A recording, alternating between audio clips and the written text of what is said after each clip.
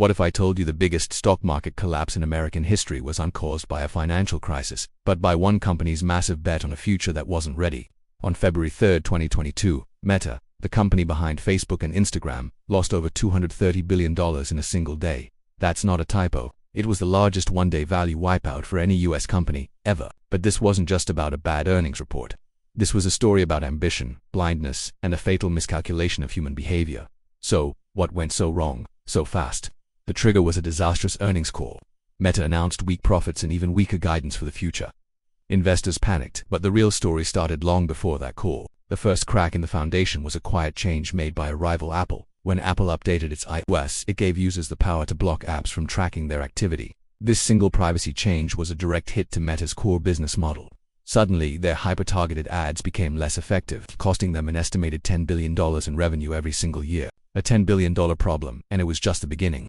With their main cash cow under threat, Meta made a colossal pivot. They weren't just Facebook anymore. They were Meta, and their future was the Metaverse. The company started pouring money into this virtual world, not millions, but billions. We're talking $13 to $15 billion a year, spent on a project with no clear path to profit. Investors looked at these numbers and saw a black hole. They saw a company burning through cash, chasing a dream while its core business was bleeding.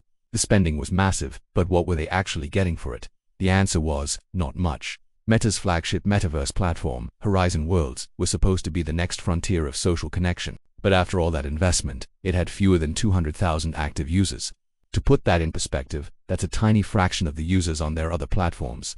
People weren't just unenthusiastic, they were absent. The virtual world was a ghost town while Meta was building an empty digital universe. A very real threat was growing back on Earth. TikTok, the app, was capturing the one thing advertisers value most: attention.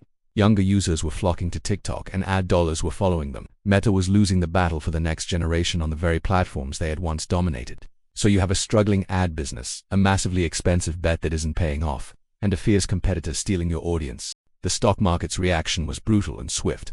When the bad news hit, Meta's stock crashed 26% in one day, erasing that historic $230 billion in value. But here's the part most analyzers miss. This wasn't just a business failure, it was a psychological one. It was a classic case of overconfidence bias. Meta believed it was so powerful it could force the next major shift in technology, just like it had with social media.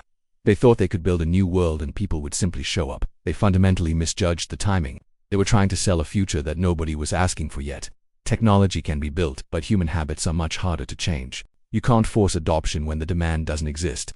In the end, Meta's spectacular collapse wasn't a failure of engineering or vision, it was a failure to understand people.